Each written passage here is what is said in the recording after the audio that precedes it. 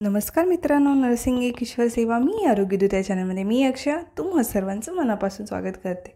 तर मित्रांनो, तुम्ही जर माझ्या चॅनलवर नवीन आला असाल तर चॅनलला सबस्क्राईब करा, व्हिडिओला लाईक करा, शेअर करायला विसरू नका। आजचा टॉपिक आपण बघणार आहोत MSN सेकंड म्हणजे मेडिकल सर्जिकल नर्सिंगमध्ये विचारला जाणारा इम्पॉर्टंट क्वेश्चन। फरक स्पष्ट करा। साधा अवयव, कर्करोगाचा अवयव म्हणजे बिनाइन ट्यूमर आणि मॅलिग्नंट ट्यूमर हे आपण डिफरन्सेस बघणार आहोत। 5 मार्काला क्वेश्चन असतो। कमीत कमी आपल्याला 10 डिफरन्स म्हणजे 10 मुद्दे लिहायचे त्याच्यामध्ये, तर फरक आपल्याला लिहिता आले पाहिजेत। कारण हे 2 क्वेश्चन म्हणजे 2 डिफरन्सला 1 मार्क मिळणार। त्या पद्धतीने आजचा व्हिडिओ आहे। व्हिडिओ जर आवडला मला नक्की लाईक करून प्रोत्साहन द्या, म्हणजे मला कळेल किती लोकांना माझा व्हिडिओ आवडतो किंवा किती लोकांना आजचा व्हिडिओ कळाला आहे। ठीक आहे, तर आपण साधा अवयव आणि कर्करोगाचा अवयव याच्यातला डिफरन्स बघणार आहोत। तर साधा अवयवमध्ये या पेशी प्रौढ प्रकारच्या असतात, कर्करोगाच्या अवयवमध्ये या पेशी प्रौढ प्रकारच्या नसतात। ठीक आहे, त्याच्यानंतर दुसरा डिफरन्स आहे साधा अवयवमधल्या पेशी परिपक्व झालेल्या असतात, या पेशी परिपक्व नसतात। त्याच्यानंतर या पेशींची किंवा अवयवाची म्हणजे ट्यूमरची वाढ होते, या अवयवाची वाढ जलद होते।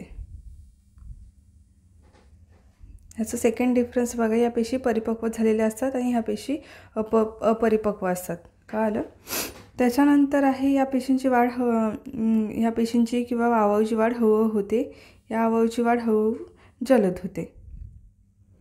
म्हणजे जे आपल्या ह्याच्या पेशी आहेत, साधा ट्यूमर आहे त्या ह्याची वाढ कशी होते, हळूहळू होते।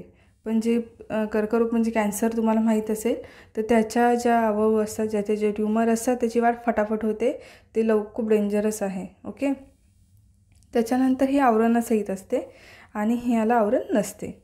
त्याच्यानंतर 5वा फरक आहे, हा अवयव आजूबाजूच्या स्नायूमध्ये पसरत नाही। म्हणजे जो आपला साधा ट्यूमर आहे त्याचं म्हणजे बाकीच्या स्नायूमध्ये पसरत नाही तो, पण जो आपला कॅन्सरचा अवयव आहे तो स्नायूमध्ये खूपच पसरतो, स्प्रेड करतो, सगळी बॉडी आपली डॅमेज करायला स्टार्ट करतो। म्हणजे कॅन्सर म्हणजे काय आलं ना, पेशी वाढून, म्हणजे कॅन्सर खूप डेंजरस आहे। तर आपण 6वा डिफरन्स बघूया, जो बॉडीला संपूर्ण खाऊ टाकू शकतो। म्हणजे घशाचा कॅन्सर झाला किंवा तोंडाचा कॅन्सर झाला, तो आतपर्यंत सगळ्या बॉडी म्हणजे खूप डीपपर्यंत पसरून जातो तो इन्फेक्शन। तर आता आपण 6वा फरक बघणं, या ज्या ठिकाणी अवयव उठतो त्याच ठिकाणी राहतो, इतरत्र पसरत नाही। म्हणजे ज्या ठिकाणी ट्यूमर असतो तिथे पसरत नाही।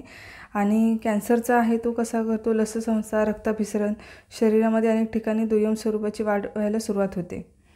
त्याच्यानंतर 7वा फरक आहे, शस्त्रक्रिया करून काढून टाकल्यास परत येत नाही। म्हणजे हा शस्त्रक्रिया करून काढून टाकला ट्यूमर साधा तर तो परत येत नाही, पण जे कॅन्सरचा आहे शस्त्रक्रिया करून काढून टाकलं तरी पुन्हा पुन्हा येत राहतात, ते ट्यूमर्स पुन्हा पुन्हा येऊ शकतात।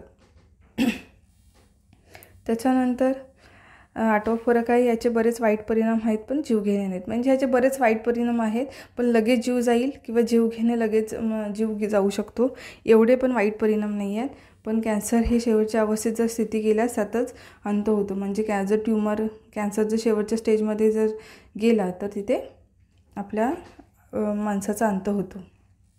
तुम्ही ऐकलं असेल फर्स्ट स्टेज, सेकंड स्टेज अशा स्टेज असतात, तर त्या स्टेजमध्ये जर 4थ्या स्टेजमध्ये गेल्यानंतर खूप जगण्याचे चान्सेस कमी असतात।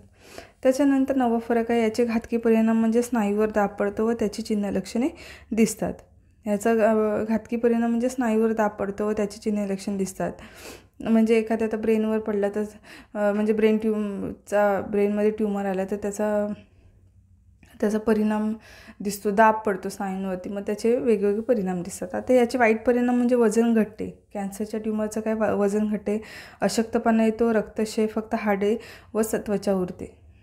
कळलं? याचा वाईट परिणाम म्हणजे वजन घटतं, अशक्तपणा येतो, रक्तक्षय होतो, अशा प्रकारे। त्याच्यानंतर 10वा आहे फरक, याचेही कारण निश्चित सांगता येत नाही। म्हणजे हा का होतो याचं कारण निश्चित सांगता येत नाही, आणि याचेही कारण निश्चित नाही, पण अनुवंशिकता, दीर्घकालीन दाह, दीर्घकालीन जंतुदोष अशी याची कारणे आहेत। तर दुसरी गोष्ट म्हणजे कॅन्सरला मग जर हे आलं तर त्याच्यात किमोथेरपी वगैरे अशा प्रोसिजर येतात, तर आपण ते नंतर डिटेल्समध्ये बघूया. तर आता इथेच थांबूया. लवकरच भेटू आपण पुढच्या व्हिडिओमध्ये. तोपर्यंत धन्यवाद.